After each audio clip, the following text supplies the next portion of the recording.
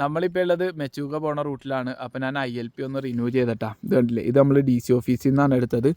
അപ്പോൾ ILPനെ കുറിച്ചൊരു കാര്യം പറയാനാണ്. നമുക്ക് ILP 2 രീതിയിലെടുക്കാം. ഒന്ന് ആസാമിൽ നിന്ന് അരുണാചലിൽ കയറുന്ന ബോർഡറിൽ എടുക്കാം. അത് ഏകദേശം 130 to 150 വരും. അല്ലാണ്ട് ഓൺലൈനിൽ എടുക്കുമ്പോൾ 200 300 രൂപയൊക്കെ വരും. അത് ഡിസ്ട്രിക്റ്റിന് അനുസരിച്ചാണ് റേറ്റ് വരുന്നത്. അതുപോലെ തന്നെ 15 ദിവസത്തേക്കാണ് നമുക്ക് കിട്ടുന്നത്. അത് കഴിഞ്ഞ് നമ്മൾ 15 ദിവസം കഴിഞ്ഞ് വീണ്ടും യാത്ര ചെയ്യണമെങ്കിൽ നമുക്ക് ഓൺലൈൻ എടുക്കാൻ ഏകദേശം 500 രൂപ ആവും കേട്ടോ. അതുപോലെ തന്നെ അല്ലാണ്ട് നമുക്ക് എടുക്കാം. അത് DC ഓഫീസ് വഴി എടുക്കാം കേട്ടോ. അതിന് ഏകദേശം 100 രൂപയേ ഉള്ളൂ. പക്ഷേ അതിനൊരുപാട് പ്രൊസീജിയർ ഉണ്ട്.